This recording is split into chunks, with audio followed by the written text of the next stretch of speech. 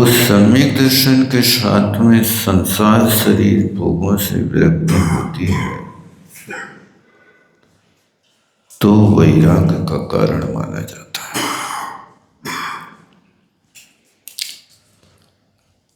अन्यथा तो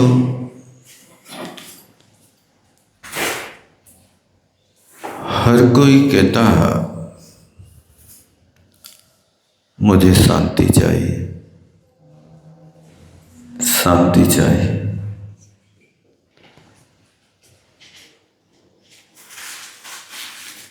तो आप विषय भोगों की प्राप्ति होने पर शांति चाहते हैं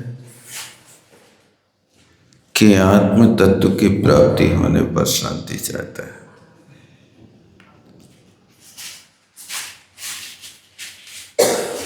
आप अपने आप में आत्मनिरीक्षण करो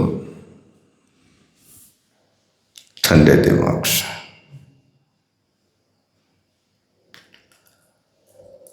आपके जीवन में शांति, संतोष, साधना, समता और सहयोग,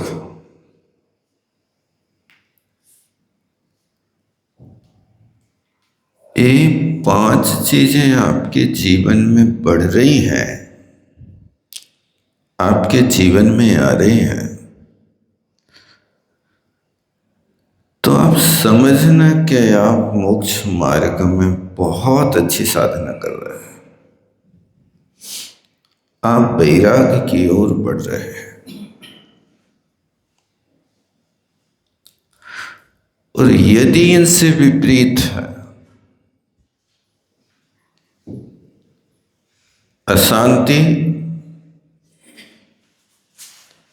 असंतोष, संक्लेश,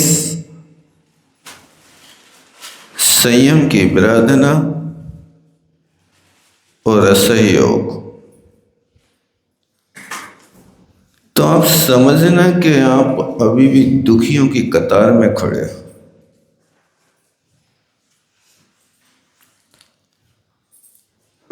जो आत्मिक सुख है वो लेश मात्र भी नहीं हो सकता।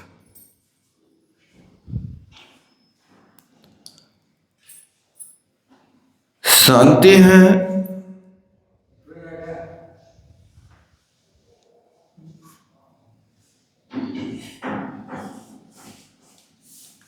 तो शांति का अनुभव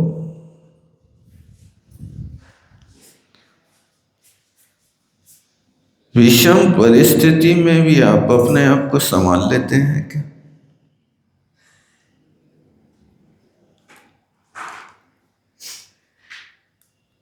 ये अनुभव करो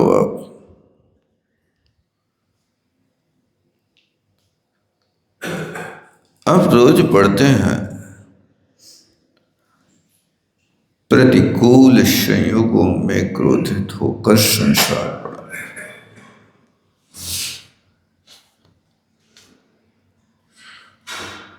प्रतिकूल संयोग है,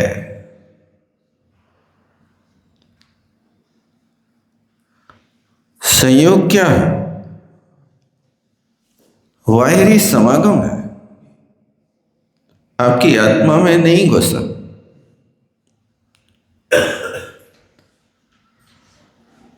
वो प्रतिकूल संयोगों में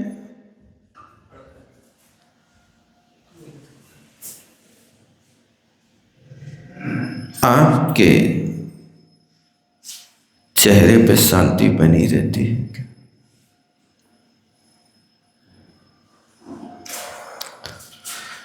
यदि थोड़ी भी विषम परिस्थिति आती है, हम क्या करें महाराज, भी मानती नहीं है।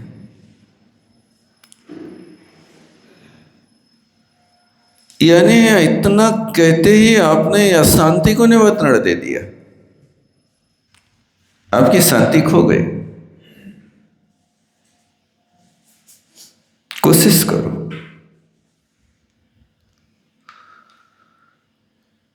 जितने भी संयोग होते हैं ये स्थायी नहीं होते।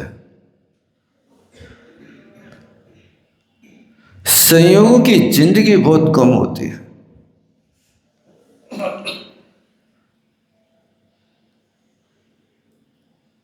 बस ये है कि शांति को आप स्थायी बना सकते हैं।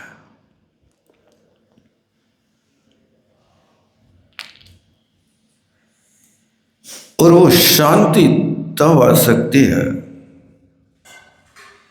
जब आप प्रतिपल सजग रहे। घुड़सवार जब घोड़े पर सवार होता है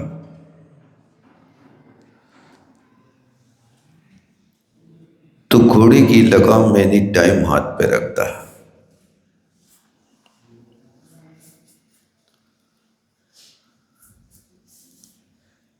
और लगाम को छोड़ करके कोई कार की तरह शांति से बैठ के यात्रा नहीं करता।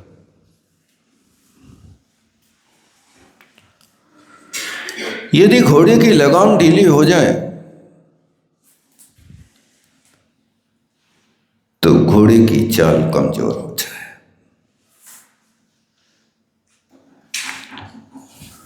उस सवार की तरह हमेशा लगाम को संभाल करके रखो। इसी तरह यहां पर भी शांति चाहते हो तो अपनी बलवती इच्छाओं को घोड़े की तरह दौड़ने वाली उनको समता की लगाम लगा करके रखो।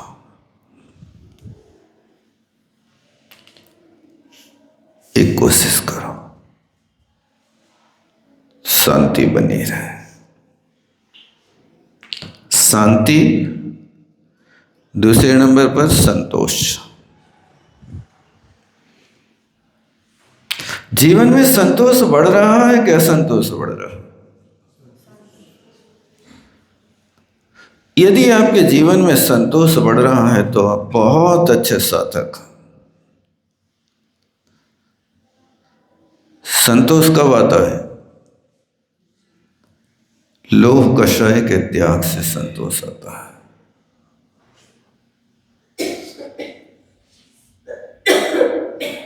चौथा जो धर्म है शौच धर्म, उसी शौच धर्म की परिभाषा में लिखते हुए कहते हुए लिखा, सुख पावे संतोषी प्राणी।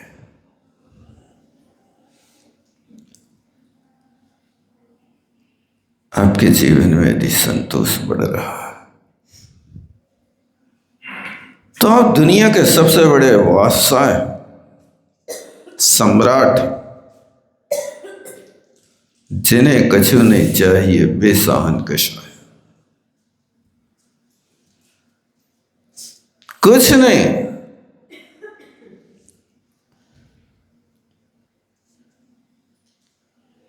जब भूख लगती है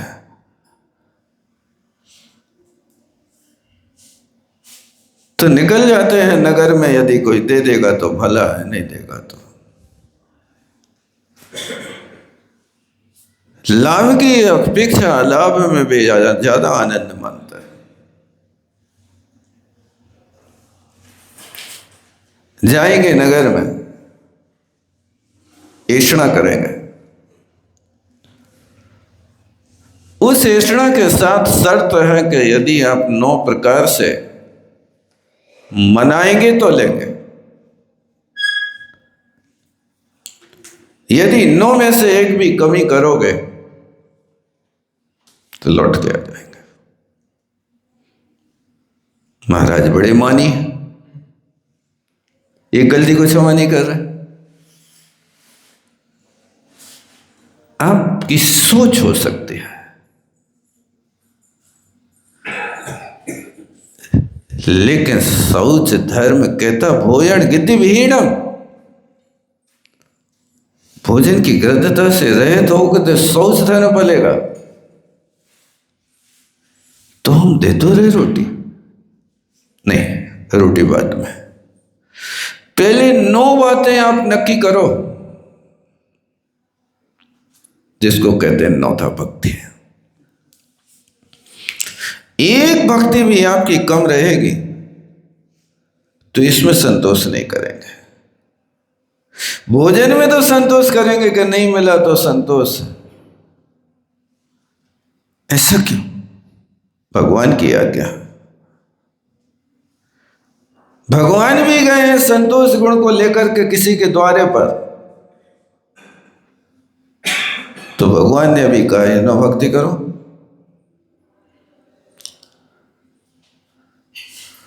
उस 9 भक्ति को खोजने के लिए युग के आदि में रहने वाले आदिनाथ भगवान 7 महीना 8 दिन तक खोजते रहे। क्या रोटी नहीं मिल रही थी? अरे दुनिया ने भोजनशालाएं खुलवा दी थी, खा तो लो। भोजनशाला से मतलब नहीं, रात से मतलब नहीं, पाठ पढ़ंबर से मतलब नहीं, कोई कन्या से मतलब नहीं, राज्य से मतलब नहीं। 9 भक्ति होंगी तो रुकेंगे, नहीं तो नहीं रुकेंगे। यही हुआ। कोई को पता नहीं और कोई को बताया नहीं। भगवान ने किसी को नहीं बताया कि तुम एक कर लो। अपने मुनि महाराजों को नहीं बताया कि तुम सिखा दो। अब मुनि महाराज तो 6 महीने के भीतर ही वे भ्रष्ट हो गए थे। कोई बचा ही नहीं था। साथी यशना समिति के लिए अकेले गए भगवान। घूमते रहे। विचार करो, जिनका बेटा चक्रवर्ती हो, 6 खंड का राजा हो,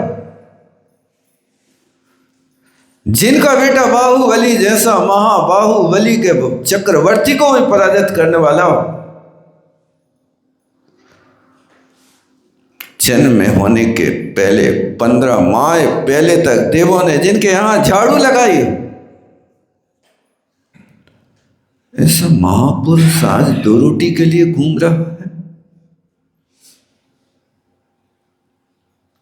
चलते गए। कहां गए वे देवता लोग? जिन देवताओं ने गर्भ में आने के 6 महीने पहले से पहरेदारी करी, वे देवता आज व्यवस्था क्यों नहीं बना रहे? उनके पास तो शक्ति थी कि वे यहां से जाके पूछा थे सिमंदर भगवान से कि भगवान बताओ, आदिनाथ भगवान को क्या चाहिए है, क्यों नहीं रोटी खा रहे? उस सिमंदर भगवान बता देते कि हाँ भाई आदिनाथ भगवान को और कुछ नहीं चाहिए, तुम बस ये कहो, हे स्वामी नमोस्तु नमोस्तु नमोस्तु, अत्र अत्र तिष्ठ तिष्ठ, मन शुद्धि वचन शुद्धि काय शुद्धि आहार जल शुद्ध। महाराज भोजन कर लो, पाठ प्रक्षालन कर लो, उच्चासन दे दो, पूजा कर लो और नमस्कार करके फिर मन वचन काय की शुद्धि बोल दो, आहार जल शुद्ध। बस इतना ही तो बोलना है, और क्या करना है? इतनी सी बातें कोई ने सुनाई नहीं, और वे 7 महीने 8 दिन तक घूमते रहे, नगर नगर गांव गांव पांव पांव। क्या है? शहंशाह। कुछ नहीं चाहिए, लेकिन ये तो चाहिए। इसलिए कल कहा था ना कि 3 थान संतोष कर, धन भोजन और उदार। 3 दोष ना कीजिए, दान पठन तपचार। 3 में संतोष मत करना।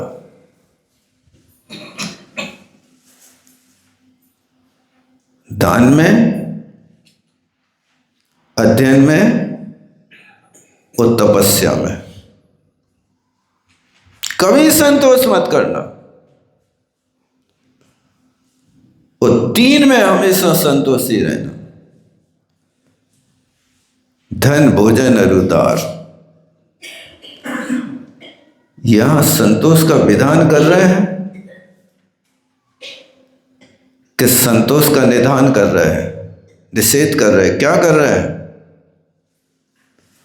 कह रहे इसमें करना, इसमें नहीं करना। भोजन में, धन में और स्त्री में संतोष करना, दान में, स्वाध्याय में और तपस्या में कभी संतोष मत करना। आप काय में संतोष करें भाई से? काय में संतोष करें? बहुत दे लो, अब कहां तक देते हैं? ये नहीं करो, देते जाओ, देते जाओ। जो दे गए सो ले गए, जो धर गए सो खो गए। खो रहे हो कि ले जा रहे हो साथ में? अपने साथ ले जाना है तो आत्मा के साथ उस दान के माध्यम से होने वाले पुण्य कर्म का बंध तो तुम्हारे साथ जाएगा, लेकिन आपकी अर्थी के साथ एक भी पुटरिया नहीं जाएगी। पुटलिया सब यहीं छोड़ दी जाएगी। लेकिन जो दिया है, जो किया है, उससे जो कर्म बांधा है, क्योंकि कार्बन शरीर के पास सिर्फ इतनी ही कैपेसिटी है कि वो कर्म को तो ले जा सकता है, बाहरी धन को नहीं ले जा सकता। क्योंकि विग्रह तो कर्म योग, विग्रह गति में कार्बन का योग होता है। विग्रह गति में जाने के लिए व्यक्ति के पास कोई विमान नहीं होते, विग्रह गति में कोई प्रकार की कार, मोटर कार नहीं होती। अब कार्बन का योग है तो कर्म तुम शुभ कितने भी ढोके ले जाओ, वो कार्बन शरीर ले जाएगा।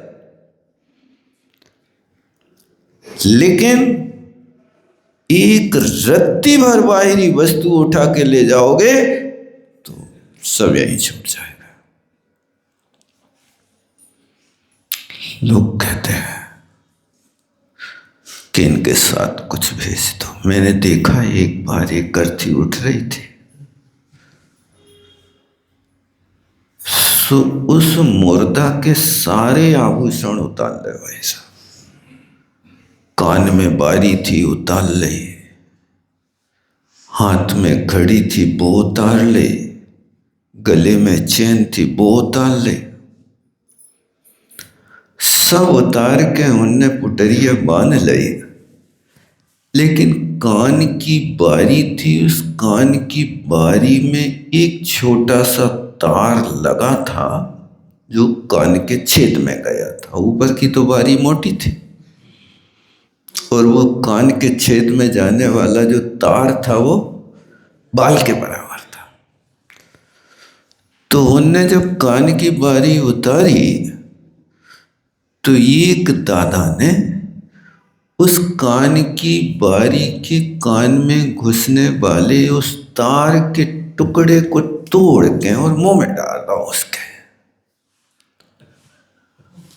अब मैं देखता रहा कि ये क्या होता है।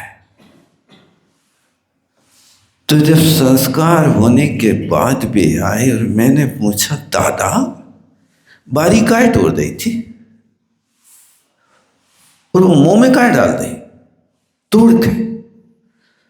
तो उन्होंने कहा, बेटा जे यदि अगले भाव में गरीब घर में उत्पन्न हो जाए तो ये सोनो बेच बेच के खा ले हैं, इसलिए उनके मुंह में डाल दिया।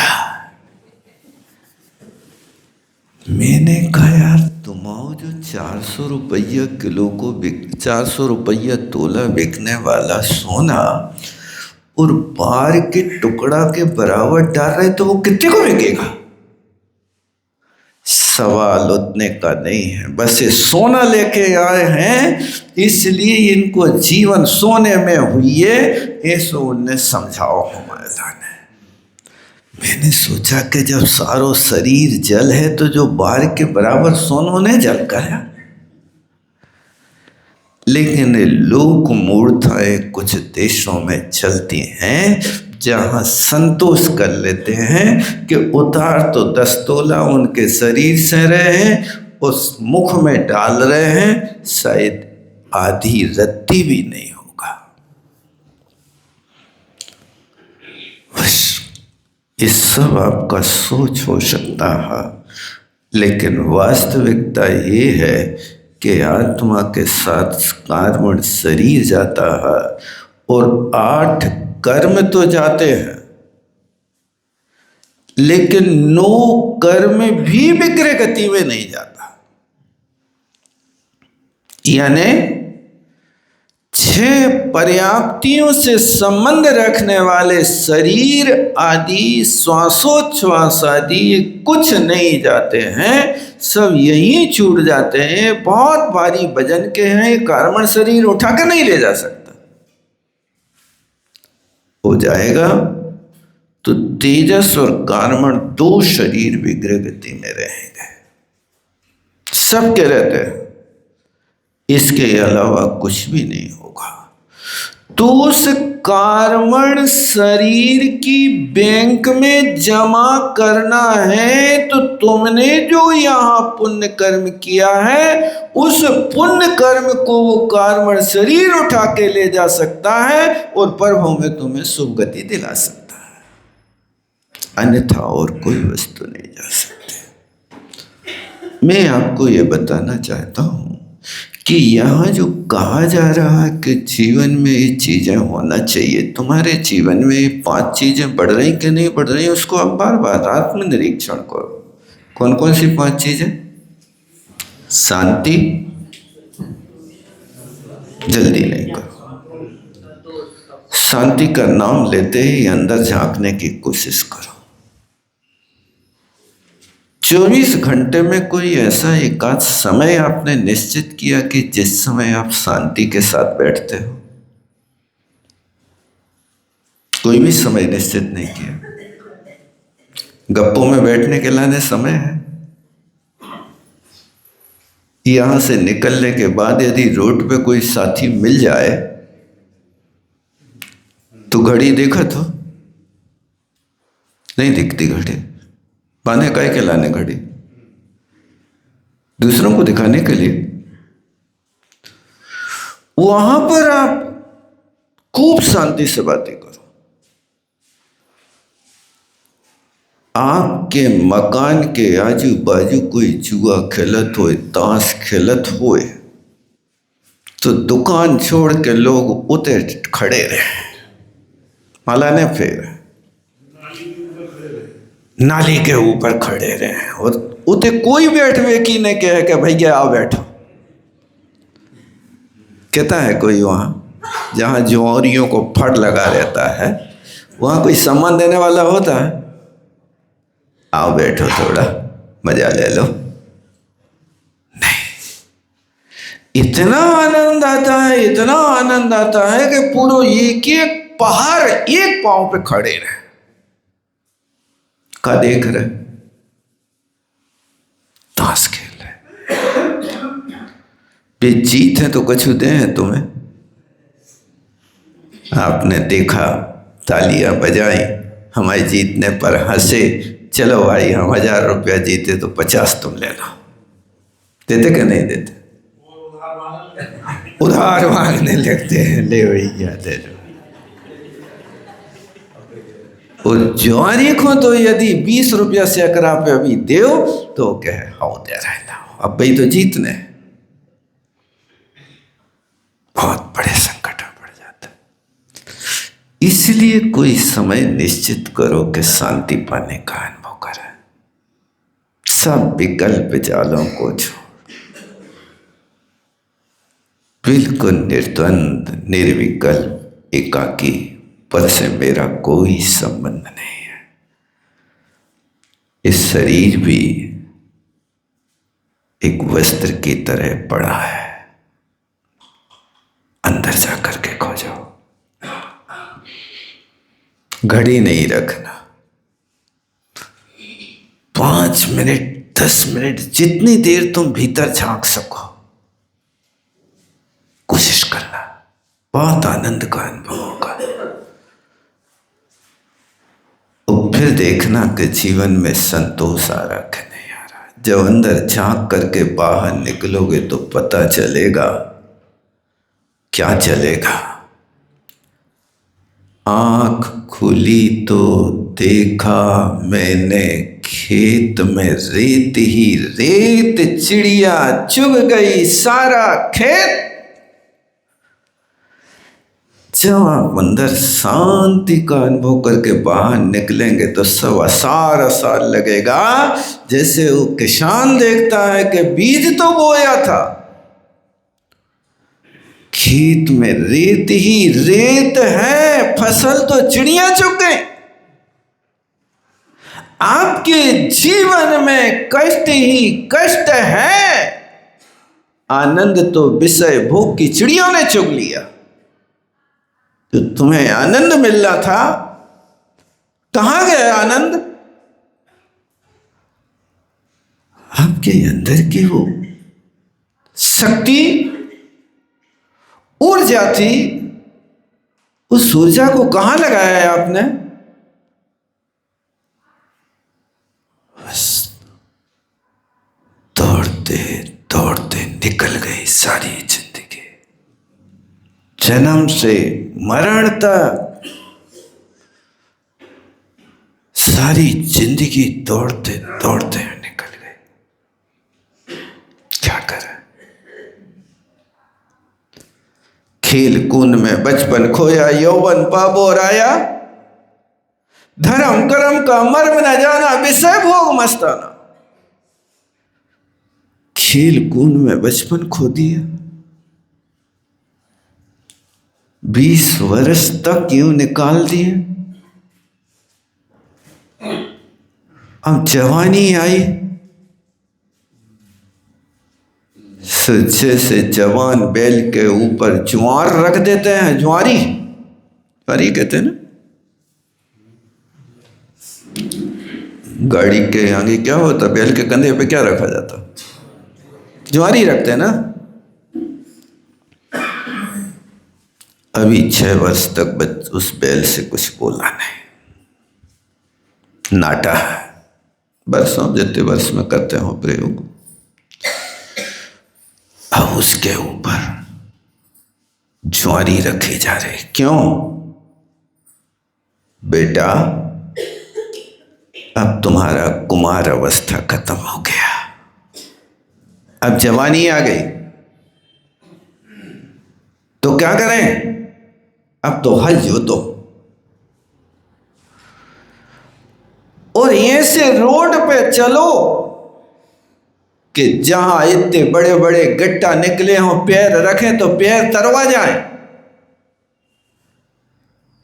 ऐसे रोड पे अब तुम कुंटलों का वजन अपनी छाती पे ठोकर के चलो। यदि नहीं चलोगे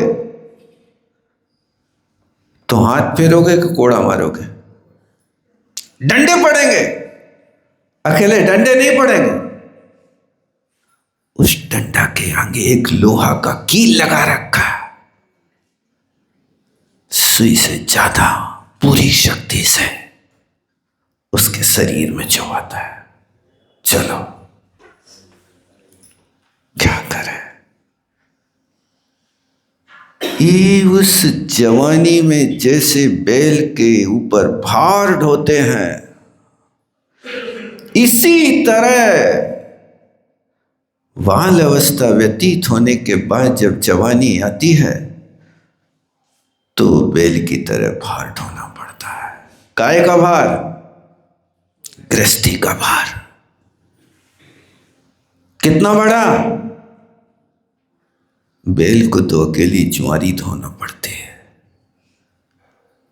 आप लोगों को तो पता नहीं कितनी चिंताएं ढोना पड़ती हैं, कभी फ्री होते ही नहीं। एक परिवार में एक व्यक्ति था, वो रोज बाजार जाता था और पत्नी जितनी चीजें कहती थी वो सब चीजें लेके आता था, तो चार और ज्यादा लेके आता था कि दोबारा बाजार ना भेजे। लेकिन सब कुछ लाने के बाद भी पत्नी एक ना एक मीन में एक निकाल, तुम जो नहीं लाए नींबू तो भूल ही गए, मिर्ची तो भूल ही गए, जाओ फिर से लाओ। ये रोज का काम था।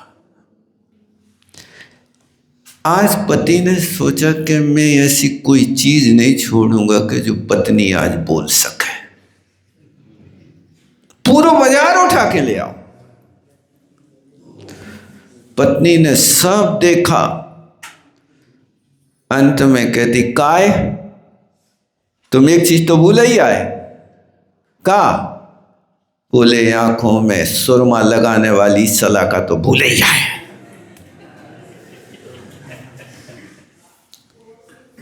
ये तो उन लोगों की बात थी, आप लोगों की तो नहीं होती होगी। आप लोगों को नहीं लगता है ऐसा कि बाहर ढो रहे हम? भैया खेल कूद में बचपन खोया, यौवन पावर आया, और धीरे धीरे बड़ा बुढ़ापा डगमग डोले का आया। सबके सब रोगों ने देखो डेरा खूब जमाया। अब धीरे धीरे बुढ़ापा बढ़ रहा है। कब बढ़ रहा है? डगमग डोले काया, अभी गर्दन सीधी है, फिर जब बुढ़ापा आता है तो गर्दन ऐसी हिलती, ऐसी ऐसी। क्या कह रही वो गर्दन? बेटा अब नहीं करो, अब छोड़ दो। ऐसे ही हिलाते ना, ऐसे ही हिलती गर्दन, निश्चित कर रही है, अब तो समझ जाओ। पांव चलने को तैयार नहीं हो रहे, कहीं रखो कहीं पड़ते हैं। अब नहीं चलो, शांति से बैठो, हाथ पे हाथ रख करके बैठो। जो टार्च थी वो भी डिस्चार्ज हो गई। कौन सी टार्च? आंखें थी ना, डिस्चार्ज हो रही कि नहीं हो रही? हो रही है। फिर भी चलते जा रहे, चलते जा रहे, रोज दिन में 10 बार आई टोन डाल डाल के काम चला रहे। नहीं कर रहे, क्या है? हर इंद्री संकेत दे रही है। धीरे धीरे बड़ा बुढ़ापा, डगमग डोली काया, सबके सब रोगों ने देखो डेरा खूब जमाया। रोगों रोगों में निकल गई सारी जिंदगी। कोशिश करो जीवन में संतोष पाने के। कुछ नहीं कर सकते, 24 घंटे भले ही असंतोष में जीवन निकले, 1 घंटे संतोष के साथ बैठोगे तो तुम्हारा जीवन बदल जाएगा। संतोष के माध्यम से जो तुम्हारे पास पुण्य और समता का अर्जन होगा वो इतना आनंददायी होगा कि जैसे 1 गिलास पानी में 2 बूंद अमृतधारा डाल दो तो फिर पियो तो पानी को स्वाद आएगा कि अमृतधारा को? 24 घंटे पानी की तरह, 1 गिलास पानी की तरह है। और 1 घंटे का 24 घंटे में आप 10-10 मिनट का भी एवरेज निकालो तो अमृत धारा की 2 बूंद की तरह तुम्हारे 24 घंटे के सारे पापों को नष्ट कर देगा और संतोष का जीवन अलौकिक आनंद होगा। साधना करने की कोशिश करो, बस इतना ध्यान रखना, साधना करना, घबराना नहीं, साधना छूटे ना और शरीर टूटे ना। ये अपने क्रम को बना करके रखना, बहुत आनंद होगा। साधना का जीवन तो आनंद का होता है। शुरू में लगता है बहुत कष्ट है, बहुत कष्ट है, लेकिन कष्ट का नहीं, ये उत्कृष्ट कार्य है, आनंद की अनुभूति होती है। इसलिए साधना हो और फिर साधना के साथ समता का परिणाम बने। पैर में कांटा लग जाए तो रोना नहीं, रोने से कांटा नहीं निकलेगा। पैर में कांटा लग जाए तो धैर्य से आंख बंद करके उसका इलाज करना। ऐसे भी महापुरुष हुए हैं, छुल्लक जी, वर्णी गणेश प्रसाद जी, पैर में इतना बड़ा फोड़ा हो गया, ललितपुर में थे, तो डॉक्टर ने कहा महाराज इसका तो ऑपरेशन करना पड़ेगा, कर दो। बोले बेहोश करेंगे। बेहोश नहीं करना, तुम्हें तो बिना बेहोश के यदि कर सको तो कर दो। महाराज बिगड़ जाएगा केस, तुम चिंता नहीं करो, तुम करो ऑपरेशन और हम फिर देखते हैं कैसे बिगड़ता केस। जब ऑपरेशन का अवसर आया तो वर्णी जी ध्यान में बैठ गए, सामायिक में भीतर पहुंच गए, और यहां डॉक्टर ने सारी की सारी जांग को काट करके ऑपरेशन कर डाला। और जब ऑपरेशन हो गया, सब कुछ हो गया, तो डॉक्टर कहता महाराज हो गया ऑपरेशन। हो गया, किस तो नहीं बिगड़ा,